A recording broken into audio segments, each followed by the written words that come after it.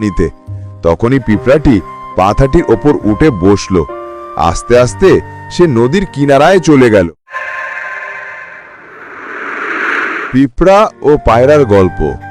এক বনে ছিল এক পিঁপড়া ও পায়রা। একদিন একটি পিঁপড়া জঙ্গল দিয়ে হাঁটছিল। তখনই তার খুব পানির পিপাসা পেল। সে তখন নদীর ধারে গেল। তখন নদীতে খুব ঢেউ ছিল। পিঁপড়াটি যখনই পানি খেতে চাইল, তখনই সে নদীর ঢেউয়ে পানিতে ভেসে গেল। সেই নদীর পাড়ে ছিল একটি বড় গাছ। সে গাছে থাকতো একটি পায়রা। পায়রাটি পিঁপড়াটিকে দেখতে পেল। তখন সে গাছ থেকে একটি পাথা ফেলে দিল পানিতে। তখনই পিঁপড়াটি পাথাটির ওপর উঠে বসল।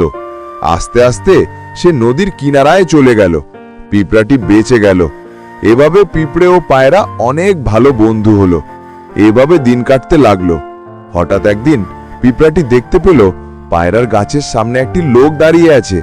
তার হাতে তীর ধনুক রয়েছে। লোকটি পায়রাটিকে লক্ষ্য করে তীর ছুড়ল। তখনই পিঁপড়াটি লোকটির পায়ে কামড় দিয়ে দিল। লোকটি উহ উহ করতে লাগলো। তীর গাছের ডালে গিয়ে লাগলো। পায়রাটি বুঝতে পেরে উড়ে গেল। তার শিকারী চলে গেল। আর এভাবেই পিঁপড়ে আর পায়রা একে অপরকে সাহায্য করত। তারা একে অপরের খুব ভালো বন্ধু হয়ে থাকতে লাগলো। বন্ধুরা, গল্পটি ভালো লাগলে লাইক, কমেন্ট, সাবস্ক্রাইব করতে ভুলবে না।